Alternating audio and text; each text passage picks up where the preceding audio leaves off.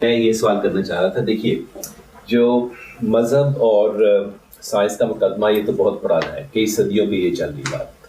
میں آپ کا ذاتی بھی جاننا چاہ رہا تھا کہ آپ ان دو چیزوں کو انہیرنٹلی ایک دوسرے کی ضد سمجھتے ہیں کہ جہاں پہ سائنس ہے وہاں پہ مذہب نہیں ہو سکتا، یا یہ دو چیزیں ریکنسائل بھی ہو سکتی ہیں آپ کے ذہن میں؟ اور کس حد تک آپ سمجھتے ہیں اگر ایک دوسرے کی ضد ہے تو ہمیں یعنی کہ سائنس کی کسوٹی پہ کس حد تک مذہب کو بیٹھنا چاہیے؟ کیونکہ اس ایکسرسائز میں نے دیکھا ہے بہت سارے لوگ جو ہیں وہ مطلب مذہب سے کافی دور بھی ہو جاتے ہیں. تو میں یہ جاننا چاہ رہا تھا. دیکھیے ضد تو وہ تب ہوں کہ جب دونوں ایک ہی سوال کا الگ الگ جواب دے رہے ہوں. تو سائنس نے کبھی یہ دعویٰ کیا ہو کہ ہم آپ کو اس مابعد طبیعتی سوالوں کا جواب دیتے ہیں، تو تب تو میں جا کر مذہب کو اس کے مقابلے میں کھڑا کروں کہ بھئی ایک سوال کے دو جوابات میرے پاس آ رہے ہیں اور دونوں باہم متضاد ہیں، تو اب آپ ان میں فیصلہ کرتے ہیں کہ کس کا جواب ٹھیک ہے. تو کبھی سائنس نے یہ دعویٰ کیا ہو تو ضرور بتائیے مجھے. سائنس نے دعویٰ اس طرح کیا کہ آپ دیکھیں کہ دنیا کی جو لیڈنگ سائنٹسٹ ہیں اگر آپ ان کو دیکھیں تو اس میں واس میجورٹی جو پیپل ہے وہ مذہب پہ اعتماد نہیں رکھتے، یا ان کا خیال یہ ہے کہ جب تک کہ مذہب کی یہ قدغن آپ کے ذہن کے اوپر ہے آپ کا سائنٹیفک جو میتھڈ ہے وہ آگے نہیں بڑھتا. جو لوگ مذہب پر ایمان نہیں رکھتے ان کی بنائے استدلال سائنسی مشاہدات تھے. جو سائنسدان جن لوگوں نے مثلا خدا کا انکار کیا، بہت سارے سائنسدان میں آپ کو گنوا سکتا ہوں جنہوں نے خدا کا اقرار کیا، تو اس کو کیا اس بات کے حق میں پیش کروں میں کہ سائنس کے ہونے کے باوجود انہوں نے خدا کا اقرار کیا، اس لیے سائنس خدا کے اقرار پہ آمادہ کرتی ہے. جنہوں نے انکار کیا ان کی بنائے استدلال کا مطلب یہ ہوتا ہے کہ جو آرگومنٹ کی فاؤنڈیشن ہے وہ یہ تھی کہ مثلا ایڈیسن نے بلب ایجاد کر لیا، یا الیکٹران ایجاد ہو گیا، یا گیلیلیو نے کوئی فیصلہ کر لیا، یا نیوٹن نے گریوٹی کا لا دریافت کر لیا، یا آئنسٹائن نے ریلیٹیوٹی کی بات کر لی، تو کہا کہ اب اس کے نتیجے میں چونکہ تھیوری آف ریلیٹیوٹی دریافت ہو گئی، چونکہ گریوٹی دریافت ہو گئی ہے، اب میں خدا کا انکار کر رہا ہوں. کیا یعنی سائنسدانوں نے خدا کا انکار کیا؟ تو کہ اسٹیٹمنٹ ہے نا، انکار کی وجہ سائنسی مقدمہ تھا. نہیں، سائنسی مقدمہ نہیں تھی. تو اس کا مطلب سائنسدانوں کا اقرار یا انکار سائنس کے مذہب کی بحث میں کوئی معنی نہیں رکھتا. بھئی اگر کوئی سائنسدان خدا کا انکار کرتا ہے، کوئی سائنسدان پاگل بھی تو ہو سکتا ہے. تو میں کہوں کہ سائنس پڑھنے کے بعد انسان پاگل ہو جاتے ہیں. وہ سنا ہوگا مشہور آپ نے جو فلسفیوں کا لطیفے ہیں کہ وہ ایک جیب میں مینڈک رکھی ہوئی ہے، ایک جیب میں ٹماٹر رکھا ہوا ہے، تو پتہ ہی نہیں ہوتا تھا کیا کھا رہے ہیں. یا آنے کے بعد ایک فلسفی نے روز لاٹھی لٹکاتے تھے، ایک دن اپنے آپ کو لٹکا دیا. تو میں کہوں فلسفی تو سارے خپتی ہوتے ہیں فلسفہ پڑھنے کے بعد. تو ہمیشہ زندگی میں یہ کبھی بھی ان دعووں سے متاثر نہیں ہونا چاہیے کہ جو ہم ادھر ادھر سن رہے ہوتے ہیں. اتنی بڑی تعداد تھی سائنسدانوں کی، انہوں نے خدا کا انکار کر دیا. بھئی سائنس کی بنیاد پہ کیا انکار، تو بتاؤ کوئی تجربہ مشاہدہ، یعنی کوئی توجیہ دینی ہوگی نا کائنات کی. یہ بتانا ہوگا بھئی یہ کائنات آپ سے آپ بنی ہے یا اس کا کوئی بنانے والا موجود ہے. آپ سے آپ بنی ہے تو کائنات کو آپ نے خدا مان لیا، تو خدا کا تو انکار کیا ہی نہیں. آج تک روئے زمین پہ یہ استاد جاوید احمد غامدی صاحب کی زبان سے ہم نے فقرہ سنا تو شروع میں تعجب ہوتا تھا، پھر تحقیق کی تو سمجھ میں آئی بات. پوری زمین کے اوپر ایک شخص نہیں ہے آج تک جو خدا کا انکار کرتا ہو. لوگ کائنات کے خدا کا انکار کرتے ہیں، اور جو کائنات کے خدا کا انکار کرتے ہیں وہ کائنات کو خدا بنا رہے ہوتے ہیں. وہ کہتے ہیں کائنات آپ سے آپ وجود میں آئی ہے. تو جو چیز آپ سے آپ آتی ہے اس کو خدا کہتے ہیں. تو کوئی دنیا میں خدا کا انکار نہیں کرتا، سب اقرار کرتے ہیں. وہ کائنات کو خدا مان رہے ہوتے ہیں یا کائنات کا خدا مان رہے ہوتے ہیں. تو جتنے سائنسدان ہیں وہ اس دائرے میں کبھی نہیں گئے، اور انہوں نے غور و فکر ہی جو کچھ آپ کو مغرب میں نظر آتا ہے یہ اس مذہبی جبر اور کلیسا کے نہاب کا رد عمل تھا.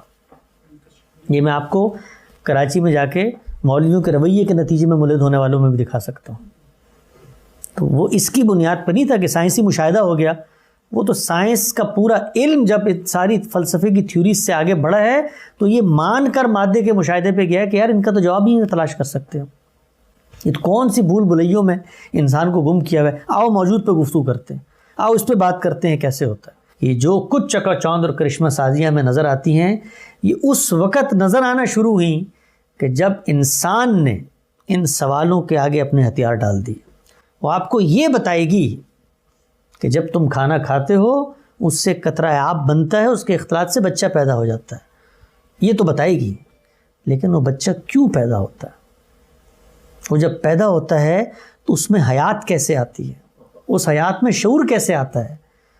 وہ یہ کہتی ہے کہ یہ میرا موضوع ہی نہیں ہے کہ جس سے تم مجھ سے جواب لینے کے لیے آئے ہو۔ تو اس دور کی سائنس ہو یا آج سے 8000 سال پہلے انسانیت جہاں کھڑی تھی اس دور کے تجربات ہوں، جو سوال اس وقت تھا وہی سوال آج ہے، اور جو جواب اس وقت تھا وہی جواب آج ہے۔ تو سائنس کی کرشمہ سازیوں نے میرے لیے صرف ایک چیز میں اضافہ کیا ہے، اور وہ یہ کہ میں زیادہ تجسس کے ساتھ ان سوالوں کو تلاش کروں، اس لیے کہ پہلے تو میرے لیے میری دنیا جو ہے وہ ایک اونٹ، ایک بکری، ایک صحرا کے اندر بیٹھا ہوا بوریا نشین آدمی اور ایک جنگل کے اندر کھیتی اگاتا ہوا کسان تھا۔ اب تو میرے سامنے جیمز ویب کی ٹیلی اسکوپ نے بتا دیا ہے کہ تم تو پوری کائنات میں ذرے سے بھی کم ہو۔ کائنات جو تمہیں نظر آ رہی ہے اس وقت، اس کو ختم ہوئے ہوئے بھی نوری سال گزر گئے ہیں، یعنی تمہارے ہاں سالوں کی کیلکولیشن نہیں ہو سکتی، لہٰذا نوری سال ایجاد کرتے ہیں۔ تو سائنس کی ترقی نے مجھے زیادہ زور کے ساتھ ان سوالوں کا جواب تلاش کرنے کے لیے آج آمادہ کر دیا۔ اس کی ہر ترقی گاڈ پارٹیکل کی دریافت سے لے کے جیمز ویب ٹیلی اسکوپ تک ایک ہی سوال اٹھا رہی ہے، مادے کی حقیقت کیا ہے؟ مادے میں حیات کیسے پیدا ہوئی اور حیات میں شعور کہاں سے آتا ہے؟ جب ان سوالوں کا جواب سائنس دے گی تو جس طرح ہم کلمہ پڑھتے ہیں اللہ پر ایمان کا، یقین جانیے دیانتداری سے آگے بڑھ کے سائنس پر ایمان کا دعویٰ کرتے ہیں۔ دوسری بات یہ ہے کہ جو لوگ سائنس کی بساط پر مذہب کو ثابت کرنا چاہتے ہیں، ان سے بڑا دشمن مذہب کا کوئی نہیں ہو سکتا، اس لیے کہ بھئی سائنس تو میرے مشاہدے اور میرے تجربے کا نام ہے، اور تجربہ مشاہدہ تو ایوولوشن اور ارتقاء سے گزرتا ہے، کہ جو آج سائنسی انکشافات ہمارے سامنے ہوئے ہیں یہ پہلے دن ہو گئے، روز یہ خود ریفیوٹ ہو رہے ہوتے ہیں۔